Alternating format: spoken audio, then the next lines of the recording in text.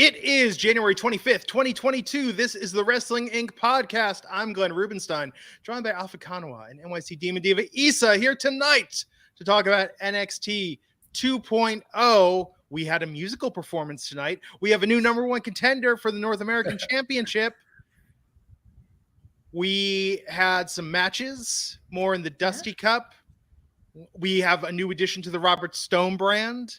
Yeah. We're all very excited and can't wait to bring it all to you here on the Wrestling Inc. podcast. But before we dive into it, Alfred, what's going on in the news? A lot is going on in the news, Mr. Glenn.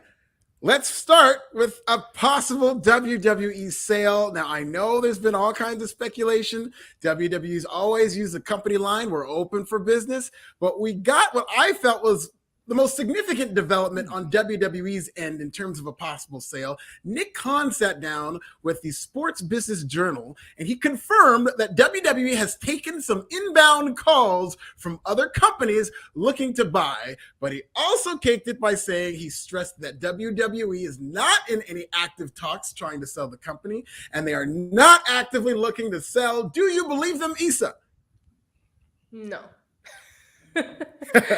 No, I mean, this is not real estate. It's not like you put a for sale sign in front of Stanford and wait for people to call, right? I would assume if there's interest and the right money is being discussed, why not entertain the idea?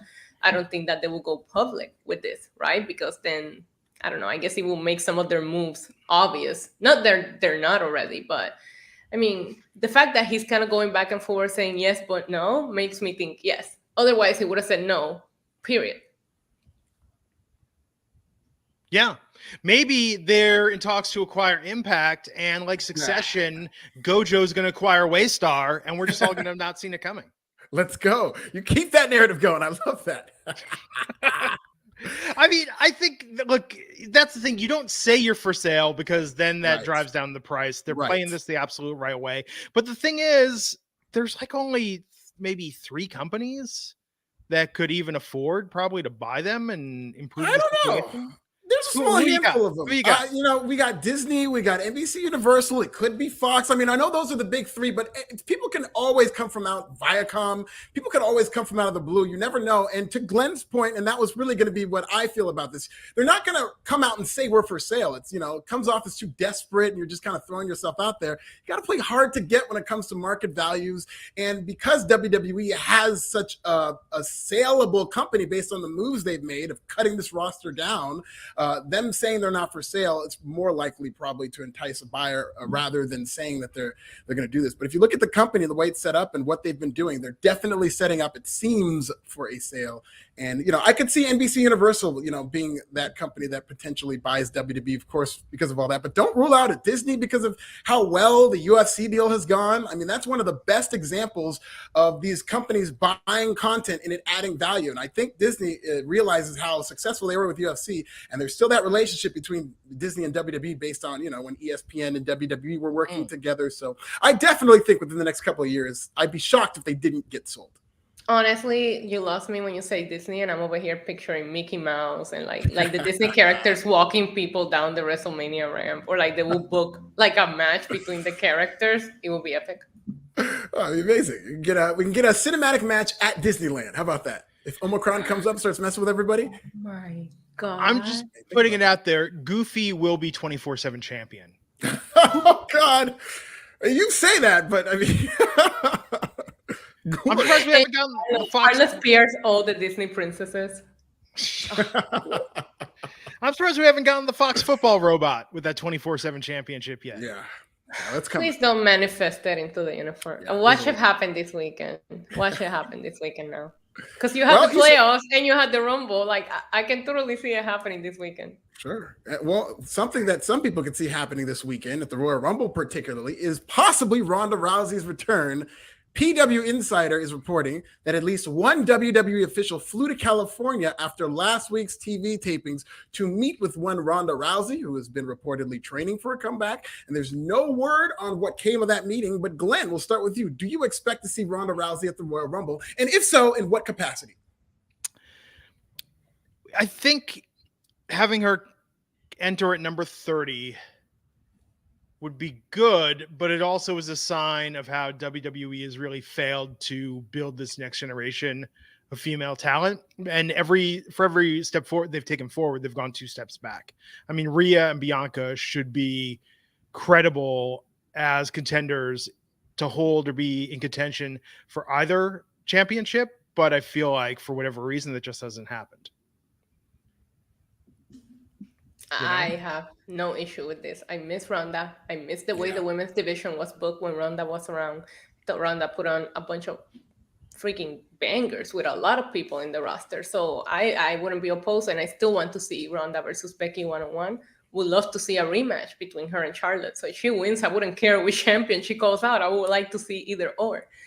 But yeah, I agree with Glenn. I don't think that is a fail of building new stars. I think it's a matter of building them to just completely ruin the build-up. They did it with both of the people you mentioned, Glenn. Rhea and Bianca, we sat here last year during Royal Rumble season talking about how we wanted to see them win the Rumble and go on to challenge. And then look where they're at now. So, you know, I do think they build stars, but then they just failed to follow through with it. Yeah, and I think that it's so wide open, and WWE is so directionless with the women that they've booked, and the Royal Rumble. I mean, a number of women could really theoretically win this. That now that Ronda Rousey's fallen into your lap, I can't see any other choice that would be better than to get this thing back on track. I know they've started to plant the seeds between Bianca and Becky, and it kind of breaks my heart that Bianca seems to be the odd woman out in this situation. But if Ronda Rousey is coming back, I think her winning the Royal Rumble is the way to go to really kick off this WrestleMania season and have more purpose in the women's division, because they really have dropped the ball, you know, all across. But with the women, I just don't see a real direction for WrestleMania. And you could see it with this weekend. It's going to be, you know, Doudrop and Becky Lynch, who are both heels, who it's kind of an awkward pairing, and it just needs some more direction. I think Ronda Rousey can give them that.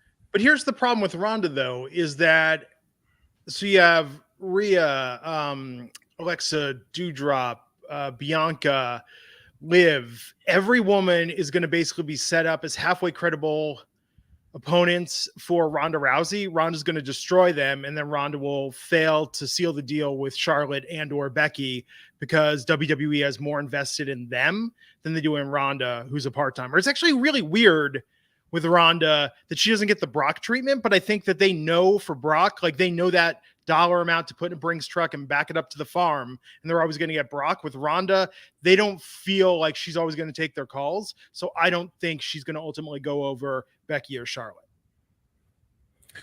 Sure. Yeah. And I don't think that would be the way to go in terms of her just squashing a lot of these women that you had mentioned. I think what happened last time, though. Yeah, that's exactly what happened last time. But I think now that Ronda's here, who knows what the context is? I would like just a one-off WrestleMania feud. And then with these other women, I mean, we're going to get into this story about Asuka coming back. WrestleMania, I need Asuka versus Bianca. I need Rhea Ripley versus Paige. I mean, you could do those. Those sound like WrestleMania caliber matchups to me, and you could keep them away from Ronda. And if Ronda needs to squash people, get, you know, some of... There's a lot of women. She gets Dana Brooke, who works very well with Ronda. They're friends. There's a lot of women. I volunteer.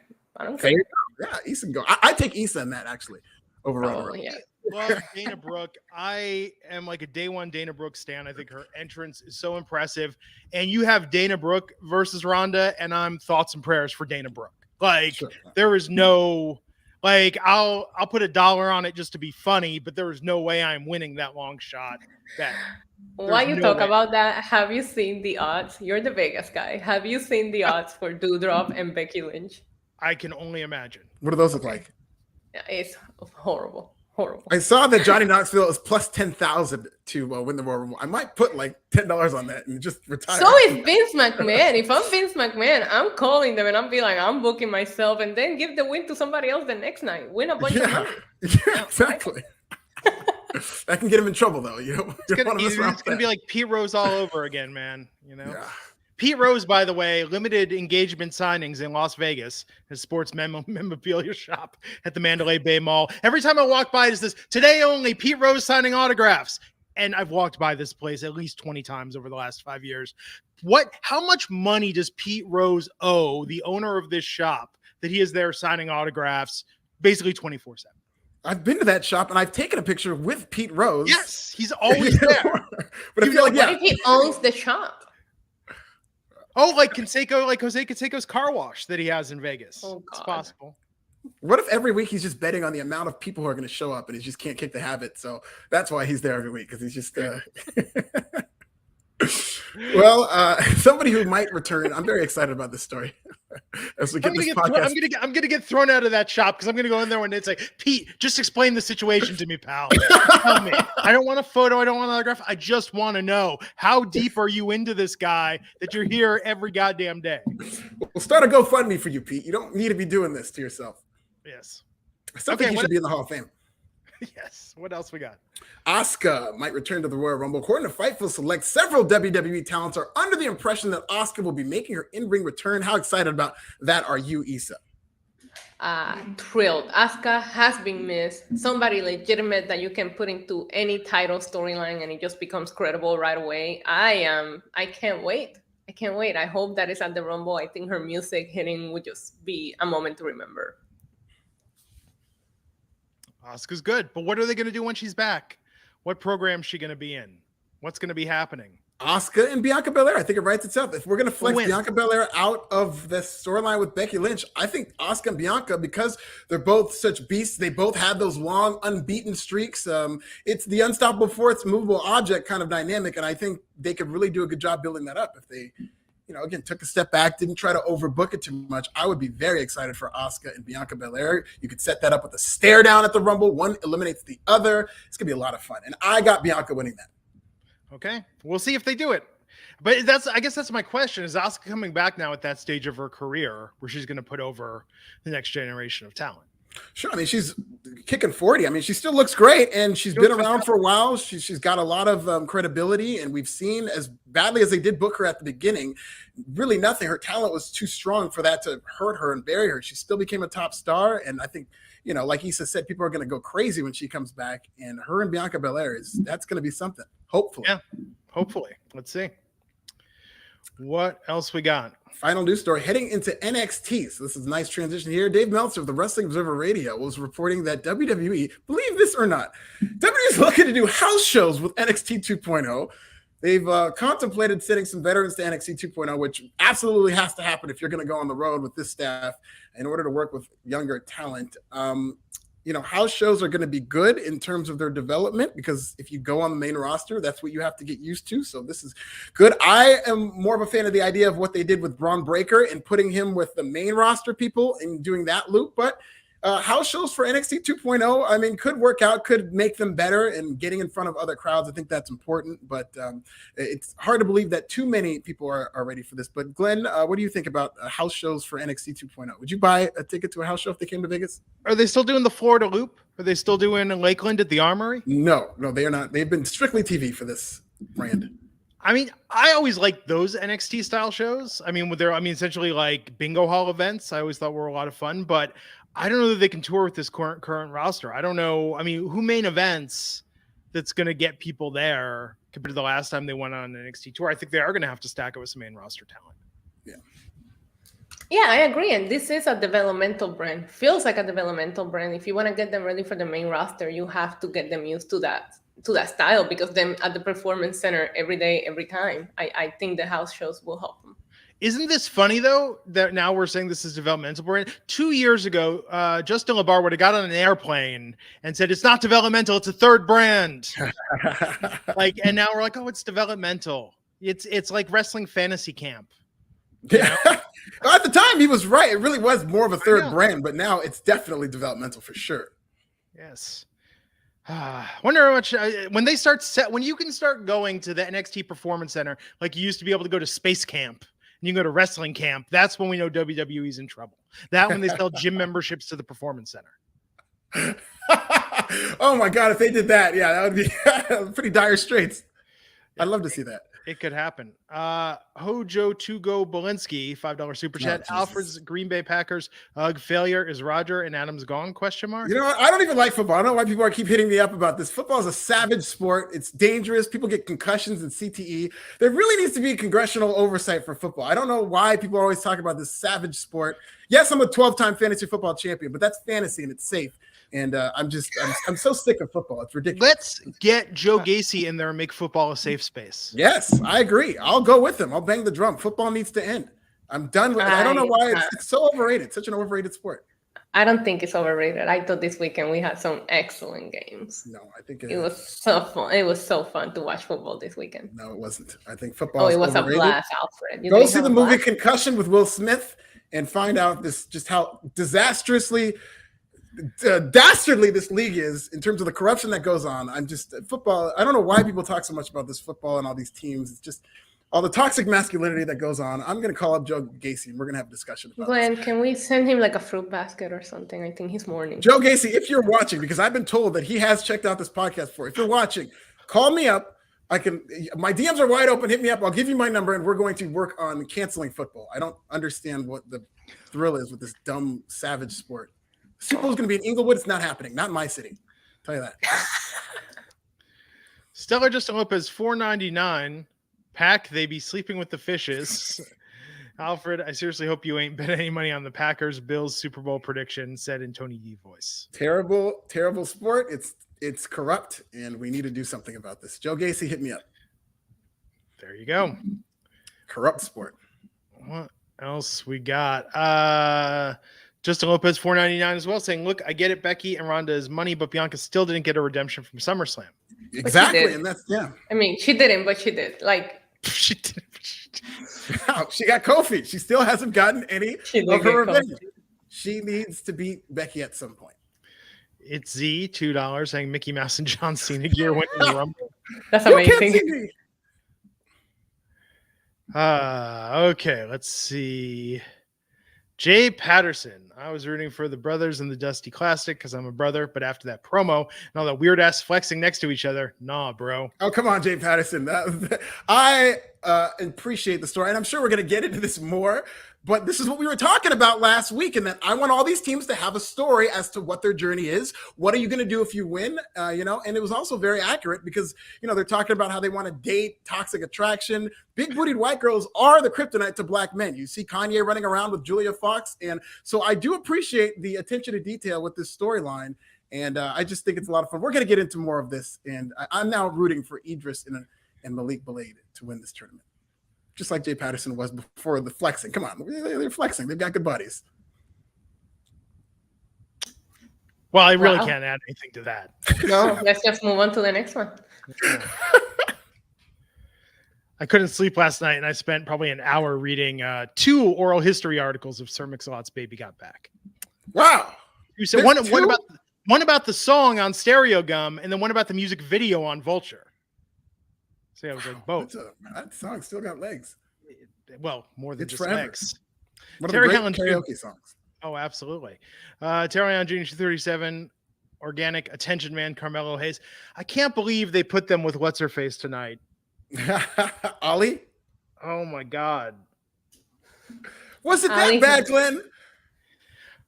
Look, I'm not a fan of Poppy. I mean, actually, I like Poppy's earlier stuff, but not so much a fan of her recent stuff.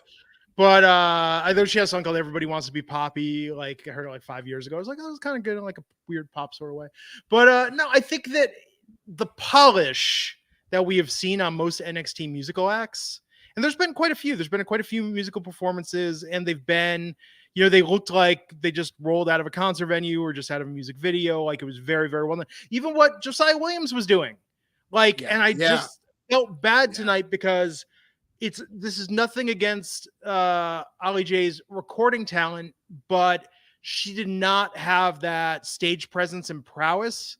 I agree. That, like I said, and like Josiah, like, he's not a seasoned performer. He recorded most of those rap tracks, like in his bedroom, and yet he came out and was able to really command the audience. And I just I felt bad because that was lacking tonight. And Carmelo and Trick, they were trying, man, but it was just it was awkward.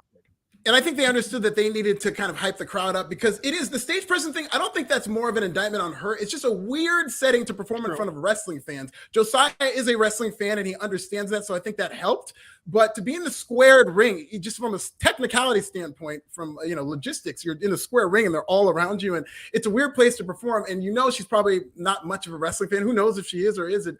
But I think she kind of felt maybe like a fish out of water there. And Jack Trapp, if you know, you know. Shout out to Jack Trapp. If you know, you know. He gets it. Is there a subreddit for that? Asking for that? Oh, yeah. Let me tell you. I'll tell you off air one of my favorite subreddits. Bear Hudson. Oh, it's already off the rails tonight. Bear Hudson, $10. Which is more likely? Roman Reigns loses to Seth Rollins or Bobby Lashley beats Brock Lesnar? And should WWE wait until WrestleMania before Roman suffers his first loss? Hearing Moose could be in the Rumble. I will be furious if Roman Reigns loses anytime before WrestleMania going against Brock Lesnar. I'm scared he'll do it against Rollins, but I don't think Rollins is that guy to beat him. I mean, this is a big storyline you've done for 500 days, and for it to end short of WrestleMania, you're just taking the wins out of the sails of the hottest program you have right now.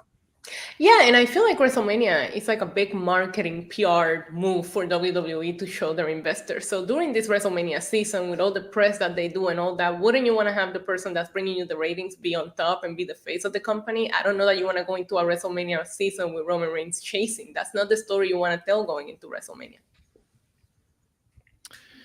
Mike D, $2, are Virgil and Slick Hall of Fame material? Hell yeah. 1,000%. Virgil is Hall of Fame material just for the speech that he'd probably give. Oh my goodness. Oh, no. Quick story about Virgil. One time during WrestleMania weekend, I ran into Virgil and I just had to interview the guy. I was like, Virgil, can we do an interview? And he goes, that'll be $500. And I was like, that's hilarious. And then he just looked at me dead ass, like, no, that'll be $500. And I was like, I don't have the money. I don't have that, for an interview like that. I'm not going to pay you $500. So he just kept pushing. And then I saw him later on that convention and he walked by and he goes, okay, you got that $500? And every time I saw him, he wanted that $500 of F money for that interview. So Virgil's about his money. Good for Virgil. Shout out to Virgil. Yes. So Taker's definitely going in headlining this year. I could see that. Imagine if Virgil goes in the same year as Taker. Classic. And Classic. Let's go. Stop his speech. They have to literally come and drag him off the stage. Yes. Get some of that meat Well, sauce what did they call him? What did they call him? Be like, okay, Virgil, we're inducting you into the Hall of Fame, and he says that would be $500. Oh, he'll say 5,000. He'll fleece them. Listen, if Virgil goes in the Hall of Fame, you know he got paid. And I'd be like, on that ring, it's not inscribed or personalized in any way, shape, or form that might diminish its resale value, right? I don't think so. So NXT tonight, what did we open with on the next NXT open tonight with MSK versus Jacket Time. Time continuing that time-honored NXT tradition of getting super over with the crowd and then not closing the win when it matters. I thought this match was fun. Mm-hmm. Great. And I love the way MSK got over slowly because the crowd was very Jacket Time friendly and MSK kind of like worked the way in there. I thought it was a hot opener. I don't know. I can't take Jacket Time seriously anymore. Must have been the toilet thing. I don't know what it is, but even when they're in there, like wrestling one hell of a match, I still don't believe they're going to win. They gotta do something with them because they don't feel credible. Yeah, and it hurt that they went against MSK, which is a huge favorite. I didn't want this to be a first-round match because I wanted to see both of these teams advance through, but this was a great opener. I thought this was a lot of fun. One of my favorite sequences in the match happened during the commercial break when, like, Kushina's just going wild. Usually during the commercial, they'll just take their foot off the gas pedal and maybe get in a hold or something like that, but they wrestled through and through and worked really hard, and I very much like this as an opener. This is a great match. I think with MSK, they are in a position of rebuilding still after losing the titles. And I know they just did all the vignettes and they've had their reintroduction at NXT. But I think with Jacket Time, this is just like Fashion Police, Enzo and Cass. I mean, so many vaudevillains. Although vaudevillains actually got the belts, and so did Fashion Police, I believe, at one point. But I mean, how many times have we had these NXT tag teams that get super over and then just get passed over to advance in the division? Yeah, that is very true, especially in the Dusty Cup. Yeah. So I don't get it because to Issa's point, I feel like they're on the road to recovery still from that horrible toilet promo. And a solid win here would have really helped. Yeah, but do you really think they were going to give him a win against MSK, who just had that program with Riddle? They won against Imperium and...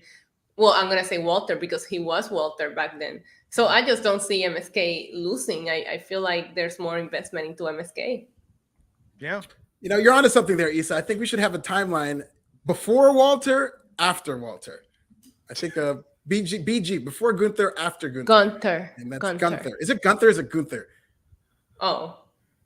There should be that. BG, there's two different timelines in NXT. Gunther. Gunther sounds better.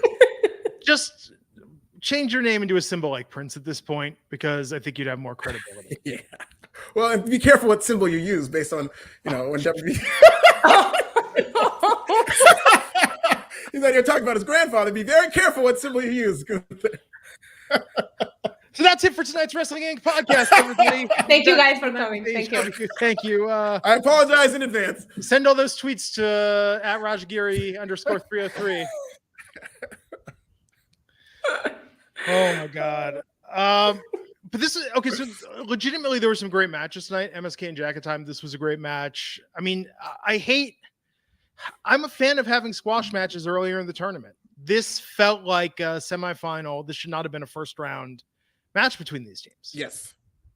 Agreed. If we're going to create the March Madness dynamic, there's upsets here and there, but usually that first round is just one blowout after another, and it's done to build up the teams to where then you're like, oh man, when Kansas runs into Duke, let's go. But you don't want all the matches to be competitive like this. Tonight should have been like... And Jacket Time losing, Jacket Time losing in the second round, like at least they will get a win in, it does make them a little more credible in the road of redemption, like Glenn said.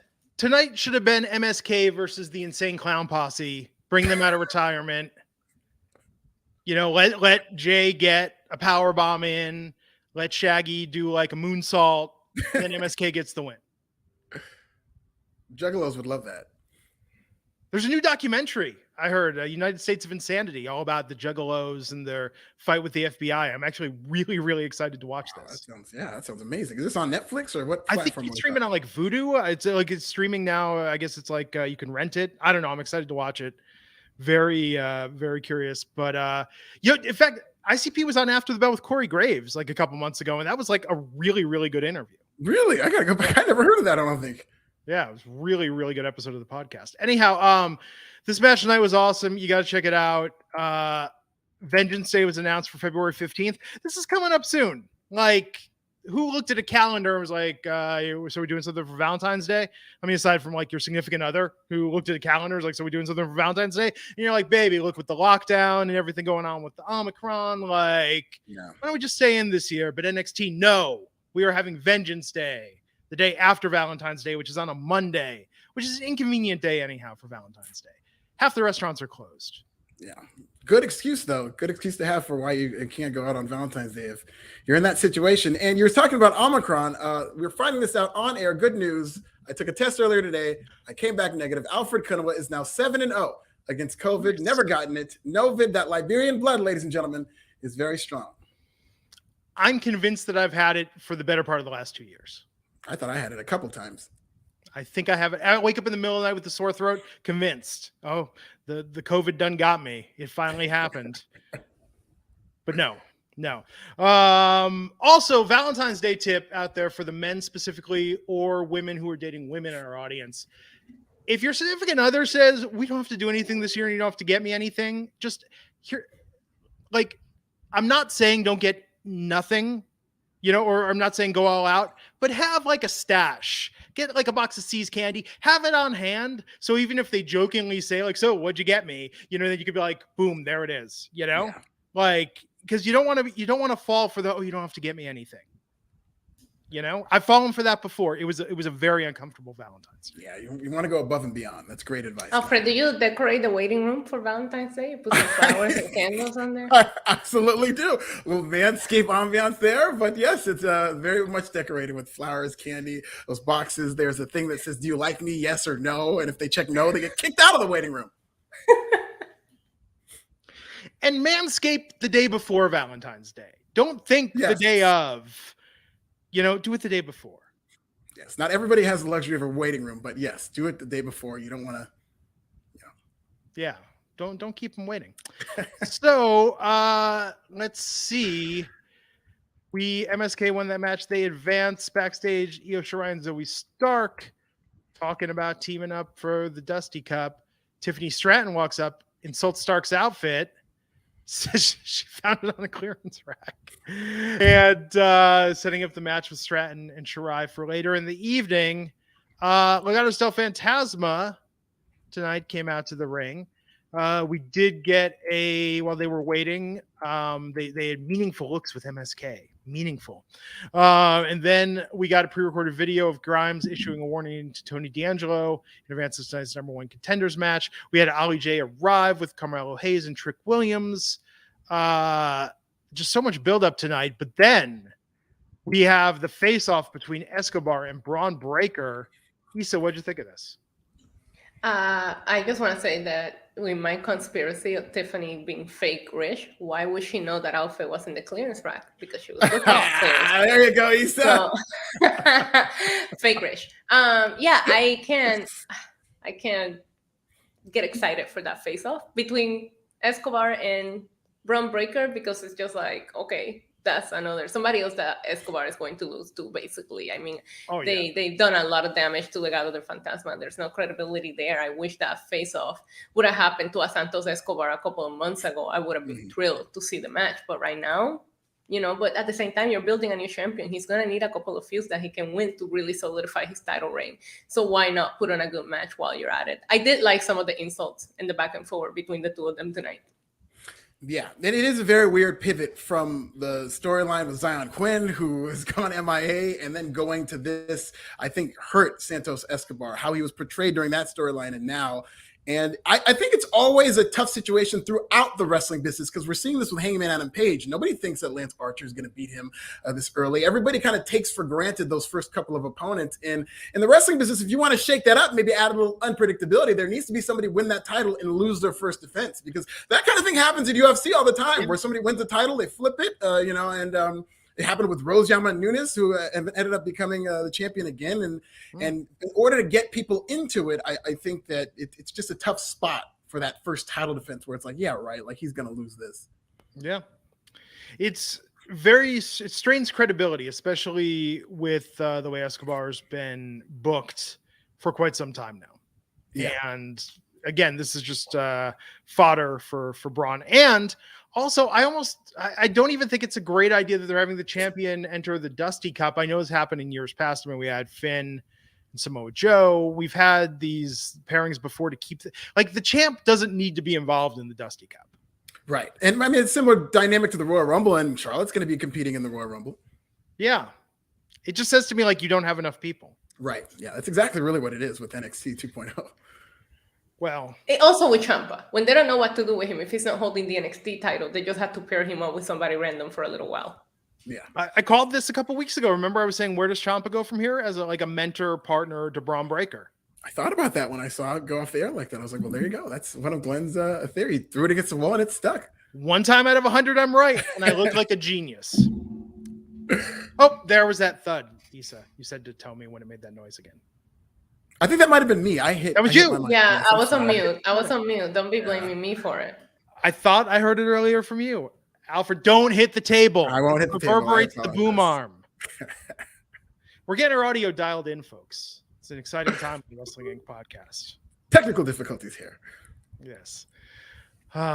So let's see. This promo segment was decent.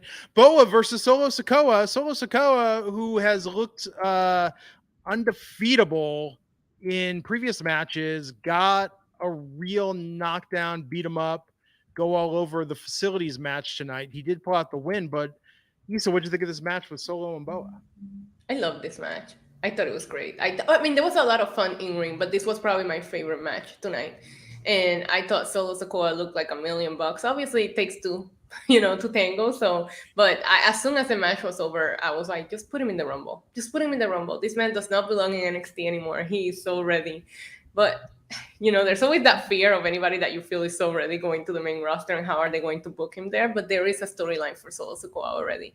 Even if you bring him back to NXT, I would love to see how he looks with main roster performers. And we were talking about that in the news with Alfred about them, going to house shows with main roster. Like Solo Sikoa will be somebody that I will be mingling with main roster talent already. I mean, he's got it.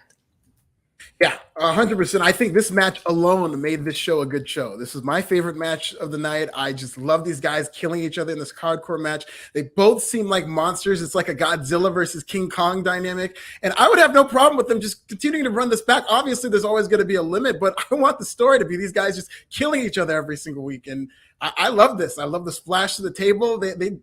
I did a great job with these two. I thought this was really good. Anybody who's been watching me on this podcast for over 5 years now knows that I am not one for hyperbole or prisoner of the moment sweeping statements, but I think tonight was the best, most wall-to-wall, action-packed evening of professional wrestling we have seen in NXT 2.0.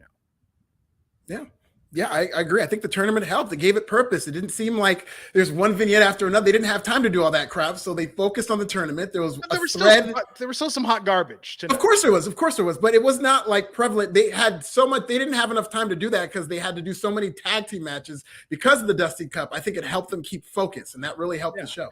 But the wrestling tonight, the matches, if you just watch tonight's show for the matches, these were some of the best matches and the most best matches that they've had in the 2.0. Normally there's like one or two great ones. Tonight, these were all really, really good.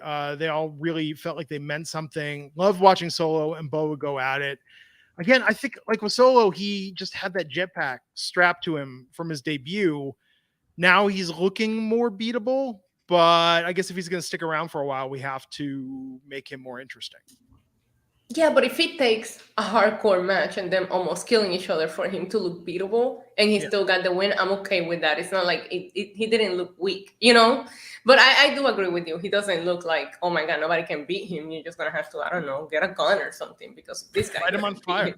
Right? Glenn, that's been done before. It doesn't kill anyone. That's true.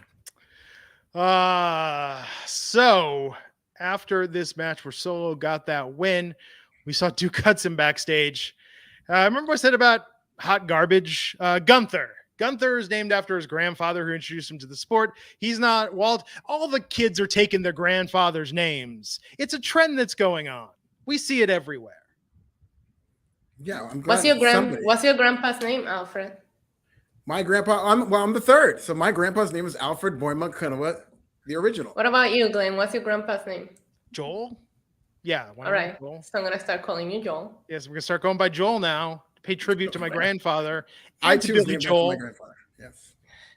You know? So that's good. I like Joel. Yeah, it's multi. Joel, you wear well. I think Joel would work. It's a very Jewish name. You know, it's like there's certain, we're not having kids, but I used to think about this with having a kid. You really got to watch what you name your kid with a last name like Rubenstien. You know, if we have like Max Rubenstien, that kid's going to grow up to be an accountant. Max Rubenstien does your taxes. You know, not everything goes with, I do not have one of those great multi-purpose last names. So Matthew Tech, Canadian $2. That's like $1.50 American. Shout out to HBK for being praised for his NXT work. I think this HBK kid is going places. Like it's only because he's HBK. If this had just been Sean, the guy that Triple H brought in, he'd be gone by now.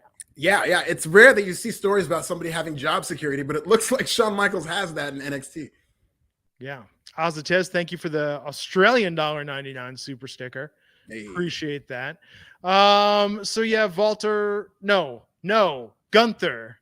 See, and I even like, here's the other thing. I've been saying I've been giving it the correct pronunciation with the V instead of the W. I've been really going all out on this. And I just feel like now Gunther, like, sorry, I just can't. He sounds like, you know, part of Hans Gruber's crew. Like, I just can't get down with it. You know, it's not going to stick.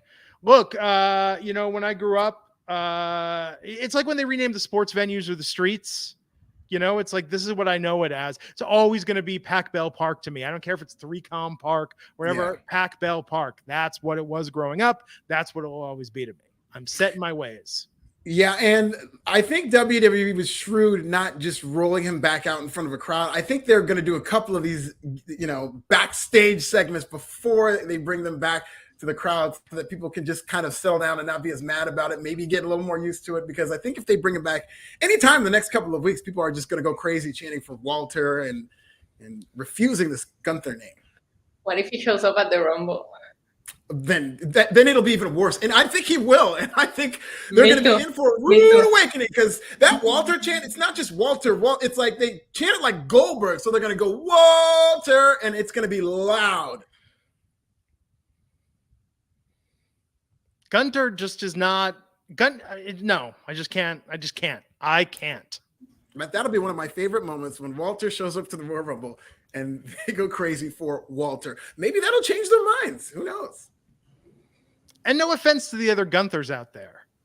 Yeah, that's a good point, because Gunther, it's been a tough week for a lot of people saying they hate that name, and it's like there are people probably out there like, hey man, my name's Gunther, I like my name. I understand. It's weird for me growing up. Nobody had the name Glenn, like nobody. And then around like 2006, like Glenn just came out of the woodwork everywhere. It's very weird. It's very weird to have to like share names with people. Not a fan. Alfred is it's one of the oldest names in the English language, but I never met another Alfred. I'd met Als who are like Allens, and then, other than people in my family, obviously I'm named after my grandfather, but I felt like that as I got on later in life, the name Alfred got more prevalent. And that's good. I mean, you should be able to lay claim, like Denzel Washington. There can't be another Denzel. Yeah. I went to college with another Denzel. My name is Jesus. My name is Jesus in another country. So I'm like Kanye, basically. There you go. Denzel Washington should sue anyone else trying to capitalize on the Denzel hype. Yeah, it's unique. You know what the issue is? Like, my mom named my sister and I really short names, so nobody will give us nicknames. And the problem is that everybody thinks they're nicknames. So I'm Isa, she's Liz, and everybody thinks it's short for Isabel or Isabella, and she's Elizabeth, and everybody's like, short for what? And I'm like, no, it's just ISA. So there's that. My dad goes by Al, and I embrace the whole name. I'll never get rid of the Alfred. There's a lot you can do with Alfred. It is classy. Yeah. Sounds like distinguished. I like it. Especially as a writer, too. You don't want to be a writer named Al. Like, that's not a good byline. Yeah, you need the whole thing there so that you need people the can be whole convinced. thing. Adds to the credibility. What about the Alfreds that go by Fred? Yeah, there's a lot of stuff. I will refuse to go by Fred, but people have called me Alf. I think that's cool. Freddie, I have one friend who called me Freddie, and I just let it slide. Al, Ed, I won't go by Ed. I don't like that either.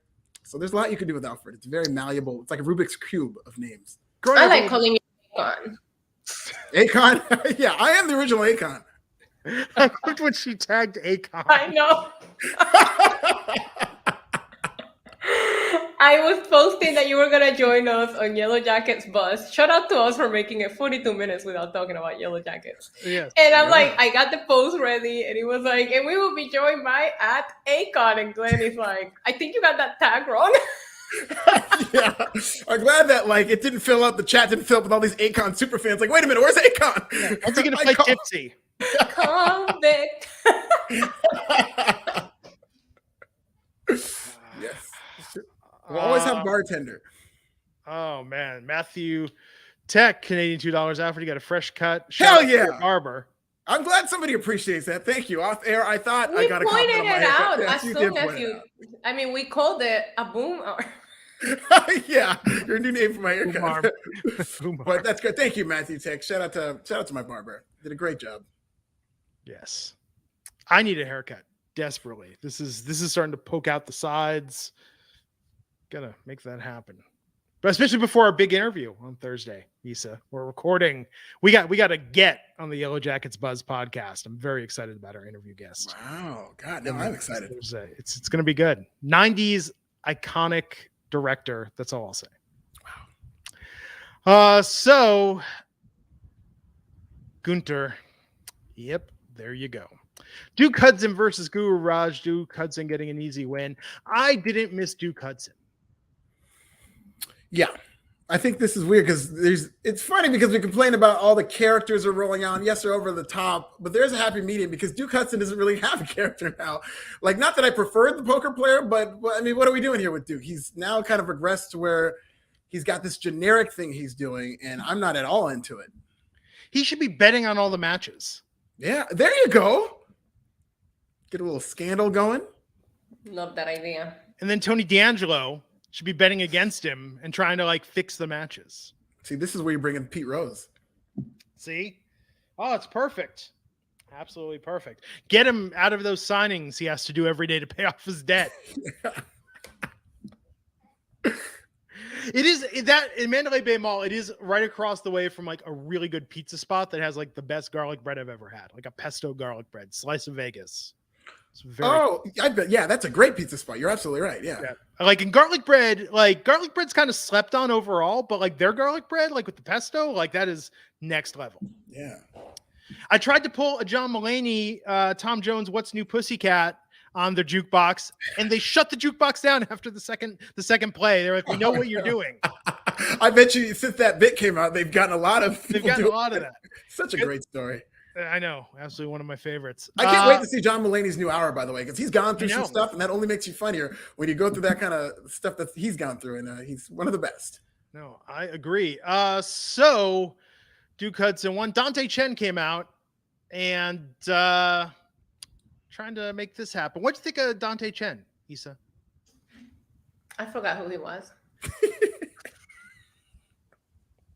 It took me a second to kind of put two and two together. Do you experience that too? Is there so many new faces in NXT that sometimes somebody comes out and you're like, wait, who are you?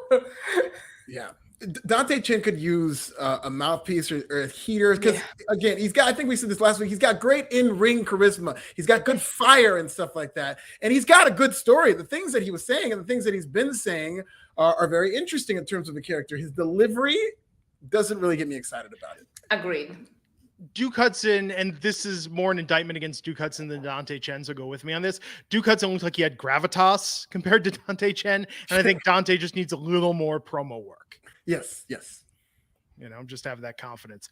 Azatez, Australian $7.99. I heard that Super Raw and Uncensored were trademarked by WWE several days ago. I think they might be used for special NXT 2.0 shows. Thoughts? I'd have no problem with that. I'm a big fan. I'm a 90s kid. I come from that era when they had those WCW pay-per-views, and I loved a lot of them. What I loved about Super Brawl, it was like the one pay-per-view that WCW would number, almost like a WrestleMania, because there was Super and Roman numerals, like Super Brawl 6, Super Brawl 7, and I always liked that. So I want more of these, because wrestling fans are very nostalgic. So the more you can use that nostalgia, it does help, and it has helped NXT in the past. Bring back. Yes, it has, and they tend to do those. They tend to do those house shows that they bring back to NXT. The old shows that they bring back to NXT. They do a good job with them in your house. Like I have no complaint. I would love that. Yeah. Matthew Tech, Canadian $5. Issa is a savage. LMAO with the wait. Who are you? Love it. Dante Chen. We're supposed to be here to give our honest thoughts, right? That's why we sit down and watch NXT. It took me a second to remember him. So I can't believe I'm about to say this. I think we've got a little bit of new character fatigue in NXT 2.0 right now. For sure. 1,000. I felt that way since the first episode. It's like, God, that's a lot to remember. And this episode wasn't that, but going into every episode of NXT, it's like I have to mentally prepare myself to pay attention to all of what's going to be thrown at me. And I'm glad there was so much less thrown at me this week. And then not only new characters, but you're changing characters' names. Absolutely. I got used to Walter, and now Gunter. Like, what the hell? And gimmicks. Look at Duke Hudson was a poker player. Now he's bald Duke Hudson. Like, it's hard to keep up with all of this stuff. Yes. They better not like make Tony D'Angelo Jamaican or something like that. Like, let's keep Tony D'Angelo the way he is. Tony D'Angelo Jamaican. Like, I gotta be honest. I'd kind of be here for that. Like, it wouldn't fly in this day and age, but I'd kind of be here for that. Got a bunch of jobs, bringing some oxtail to eat, but Italian Tony D'Angelo is fine. We're not changing anything about Tony D'Angelo. Tony D'Angelo is great as Tony D'Angelo is, except for his win-loss record and the way that they keep booking him. But so we had Toxic Attraction tonight. This was a really long match. Toxic Attraction versus Indy Hartwell, Persia Parada, and Kaylee Ray. With our challengers getting the win tonight. Not a title match, but Persia, Indy, and Kaylee got that win. Alfred, what did you think of this match? I thought it went too long. I think it's fine that the non-tag team champions, Persia and Indy, won. Fine with that. Not particularly a bad match. In fact, there was a point where I felt like it was going to come to an end, and I was just thinking, wow, if it ends at this point, not bad.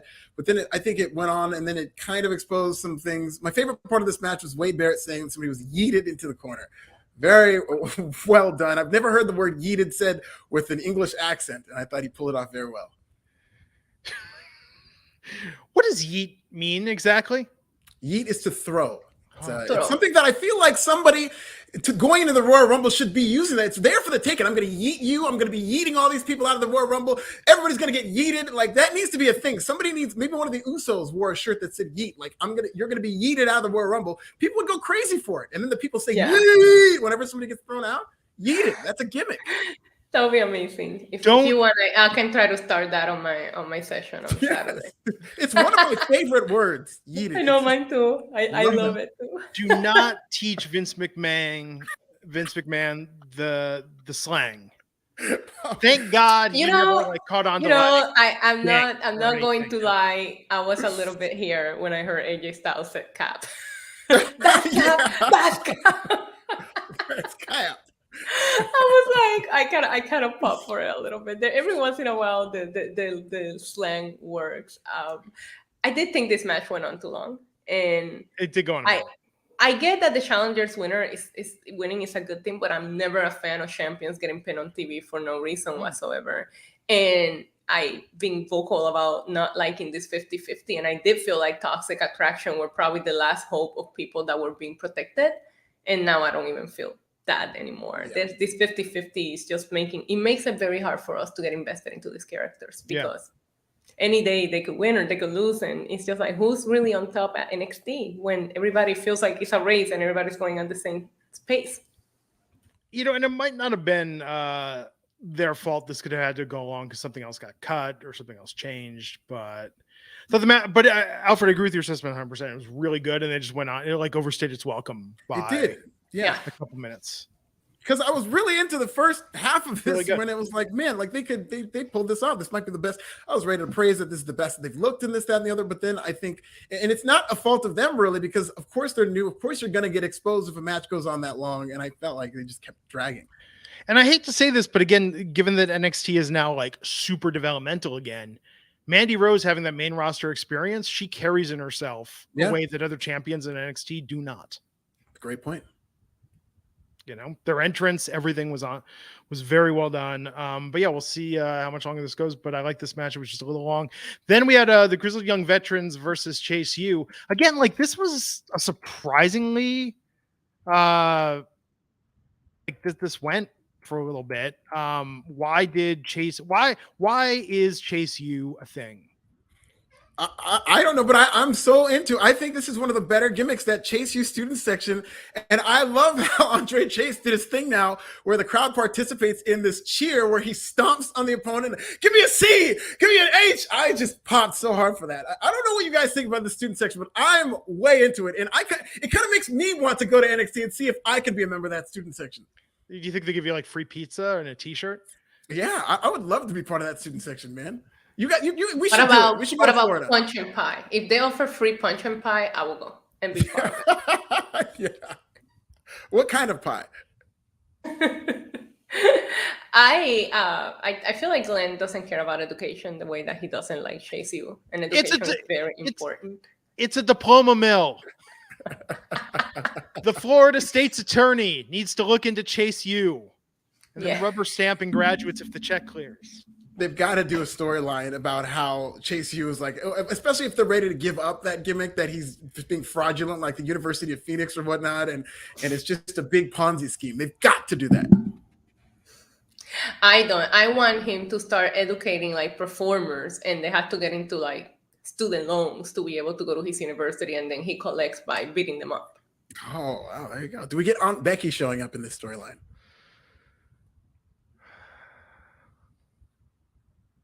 Yeah, 1000%.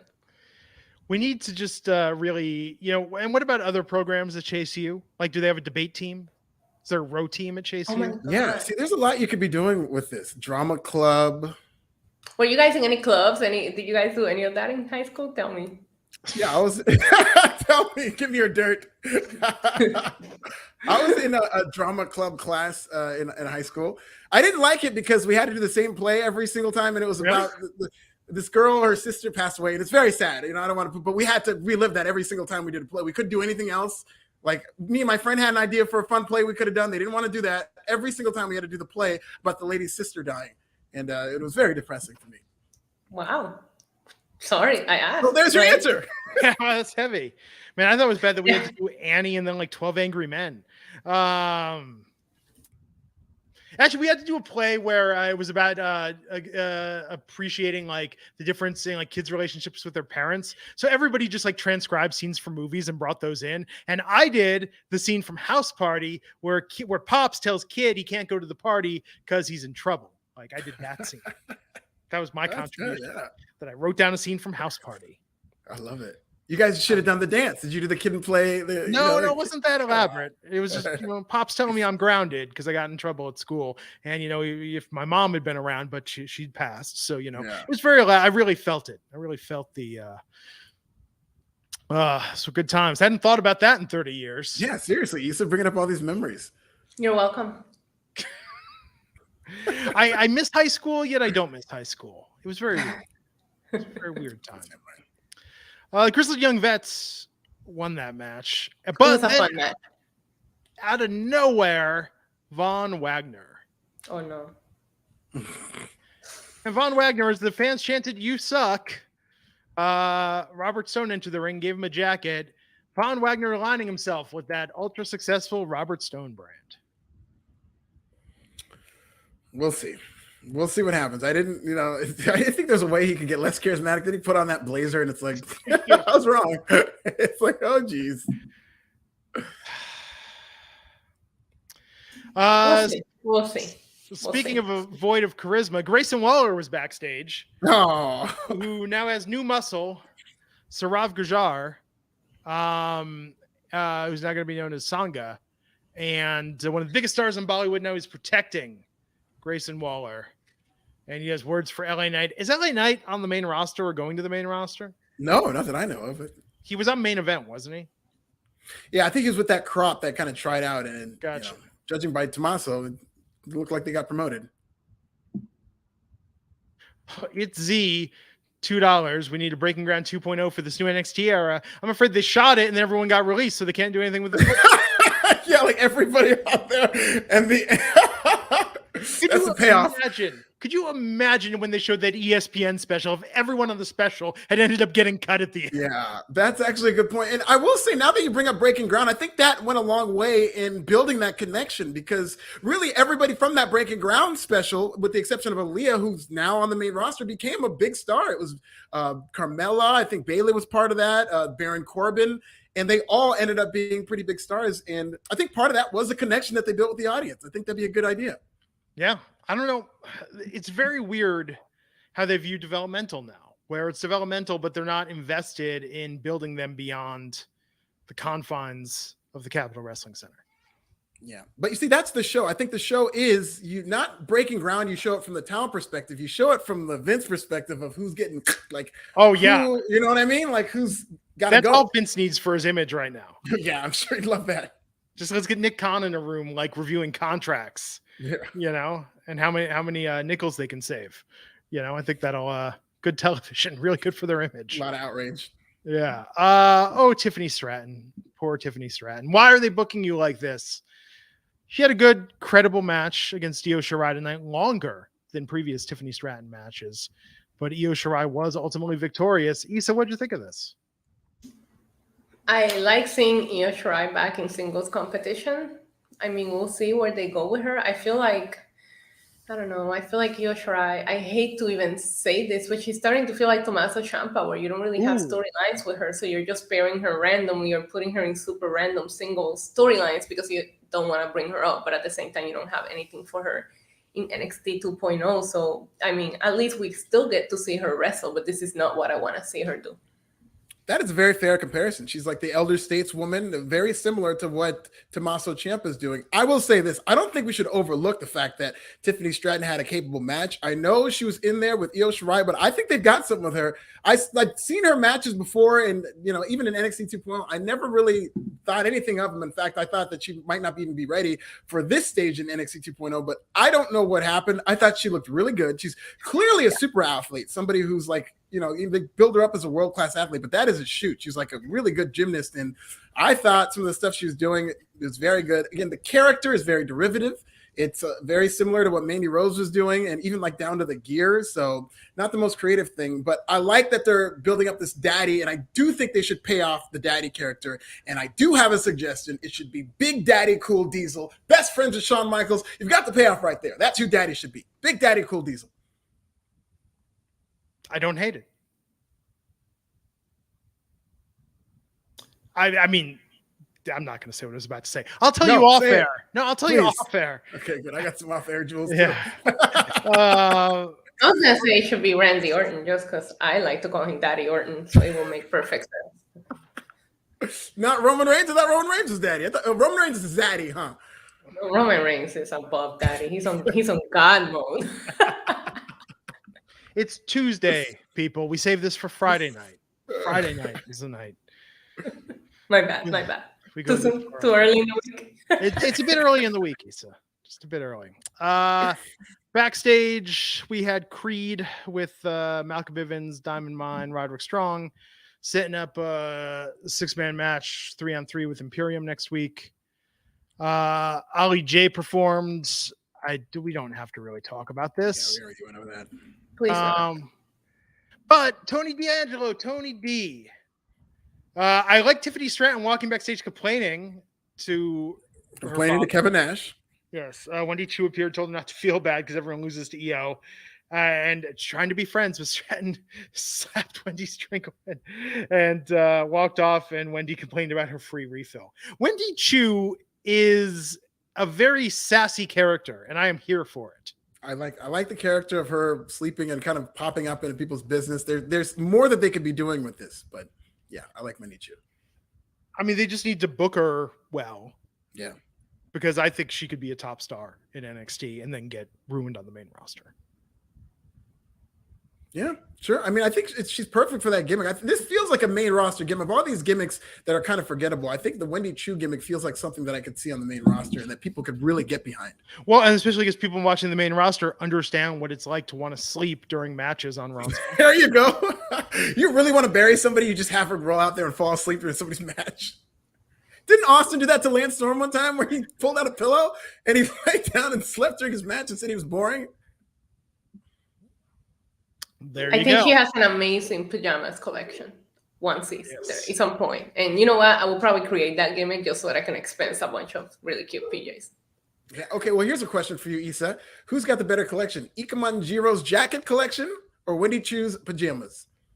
The jacket collection remains. I agree. Yeah.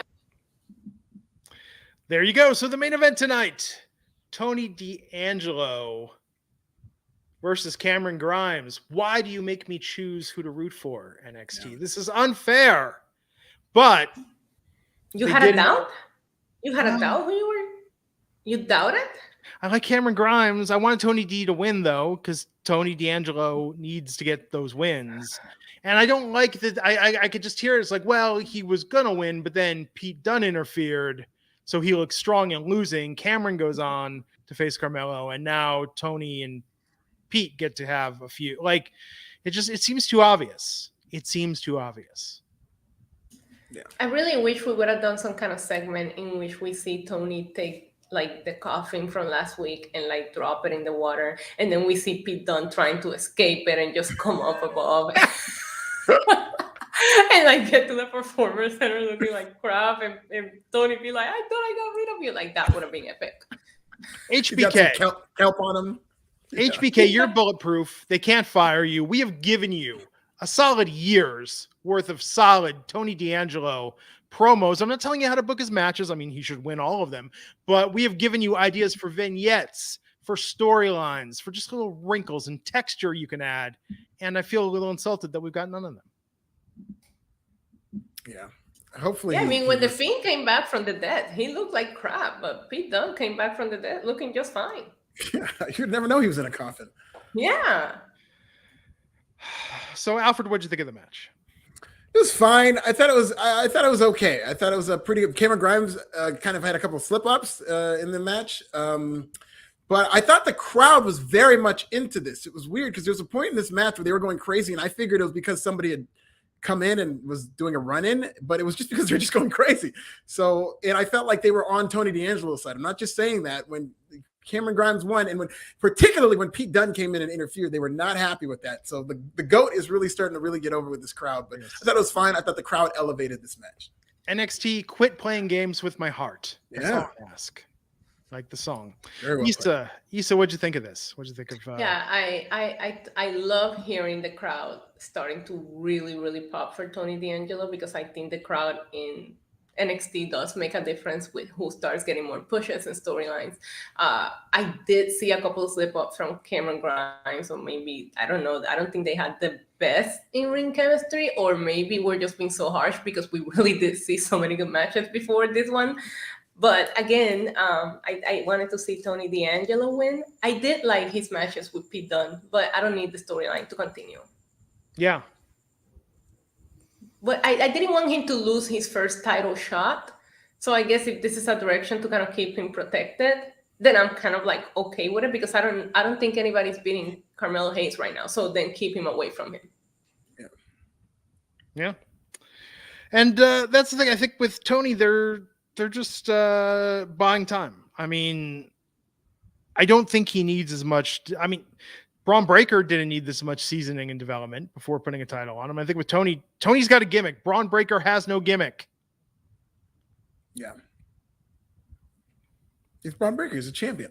But I agree. Compared that's not a gimmick. A lot of these people, I think that's what they just think. He could have a gimmick. He could be the Steiner, the Steiner, Steiner's son, or whatnot, or he could have a Steiner gimmick, but they don't want to give that to him. So does he go to Chase U and take some math lessons?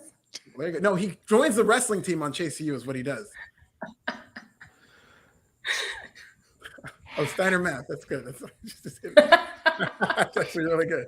A little slow on the uptake, ladies and gentlemen. So this match was good though, and that's part of the thing that breaks my heart about the suppression of Tony D'Angelo's upward trajectory. Is every time he wrestles, you don't think like, oh, he's got, he's still really green. No, it's like he's pretty good, better than a lot of these guys. Yeah. I don't know. For sure. So I mean, this was a good match, but yeah, Cameron Grimes is going to win. Now, is Cameron going to beat Carmelo for that North American Cruiserweight Unified title? Yeah, I don't think so. No, I think Carmelo is one of those few people that still feels untouchable right now. Cameron should probably the only one. Cameron should be on the main roster. I agree. I think they would. I've said this a couple of times. I think Vince McMahon would love Cameron Grimes. All these people they keep bringing up, if they explain Cameron Grimes to Vince McMahon, I mean, yeah, he might ruin him. He might get too obsessed with it. What scares me is that he might just be reduced to a comedy character in 24/7. But whatever they did with him, he'd make it work and he'd get over. Just like what we're seeing with Chad Gable, where they've not given him very much, but he's starting to really cook with that Alpha Academy gimmick now.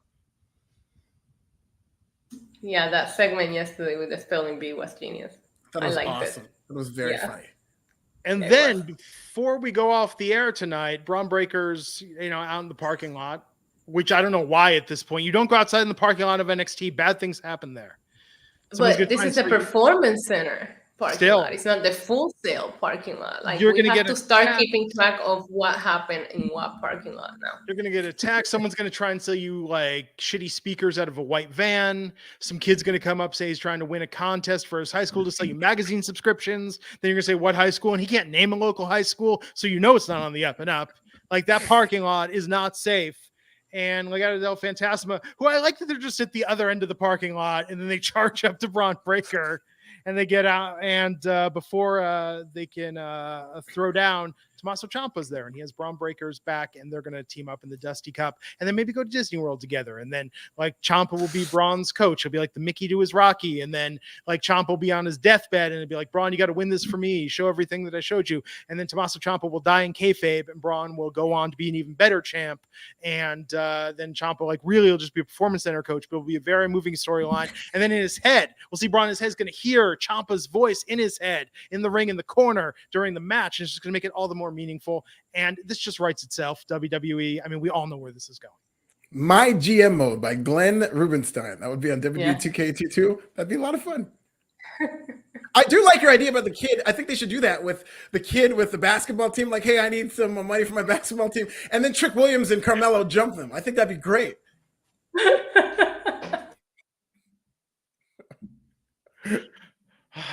I think that's how we catch Stephanie being fake rich, by buying some fake freaking Fendi bags from somebody's trunk in the parking lot. I mean, they've already kind of established the NXT parking lot is where the shit goes down. So let's just go all the way with it, man. You know, why not? Why not? Jay Patterson asking the real questions for $5. Jay Patterson, you're messy as hell. Which white chick do you think Tiffany Stratton looks like, Marlon or Sean? I'm not answering that question. I think she's a decent-looking woman. I'm not answering this. Oh my God! Hey Jay, you keep doing what you're doing. He's been a very entertaining portion of this chat, but I'm not answering that question. Yeah, not answering, but popcorn. One of the all-time underrated, very underrated comedy, White Chicks. By the way, it doesn't get its due, but it's a very funny movie. I'm a big Wayans brother guy, so maybe I'm biased, but no, I think it's a fun movie. I liked it a lot. I still have not seen it all the way through. No, I can't unsee that. Now every time she comes on the damn TV, see, that should be your gimmick. Marlon and Sean were made up to look like attractive women. This is not an insult. Yeah, sure. Yeah, exactly. They were done up very feminine, but still. Looks like Marlon is winning in the chat. Just based on the chat, I'm just reporting. Marlon is winning in the chat. Well, there you go. There you go. So that's it for tonight. A decent NXT. There were some lower points, but there was some good wrestling. There was some good forward momentum, some good movement. We're not going to talk about that musical performance ever again. Or Tony losing. Yeah. In my mind, he is the champ. Braun who? Yes, he's the WINC champ, the wrestling champion. We should make a belt for him and send it to his address. And have him pose with it, and you know what I mean? That's where the super chat for the show should go, to a belt for Tony D'Angelo by Belts by Dan, and then we send it to him. And good luck. Good luck getting Raj to do that. He's like, wait, what? You could have like a leather belt. He's not a championship belt. So there you have it, folks. I've got my Yolo County Tag Team Championship belt somewhere around here. We're buying a fake Gucci belt in the NXT parking lot. Yeah, there you go. Anyhow, tomorrow night, AEW, they're doing something at a beach in Ohio. Yeah, in Cleveland, Ohio, in January. Beach break in January in Cleveland, yes. Did you see the promo? Like, I cannot stop thinking about wrestlers walking in the beach in their gear now. Is the promo with Adam Cole and like Orange Cassidy in the beach in their gear? Like, okay. I got to go back and see that. I mean, that was a big thing. WCW did that. They did a mini movie with Sid and all those wrestlers, and it's one of those things that I loved as a kid. But then you watch it as an adult, and it is god awful. Then there's things like the West Side Story promo they did for the Royal Rumble like 15 years ago, where it was like, I appreciate this, but how did this make it all the way through? Yeah. Well, I vote that the next Winter is Coming happens in the Bahamas. Yeah, there you go. That'll even out the universe. Yep. There you have it. So, folks, tomorrow night, tune in for AEW. We'll be back here on Friday for SmackDown and the Rampage. Until then, take care, and we'll catch you next time on the Wrestling Inc. podcast.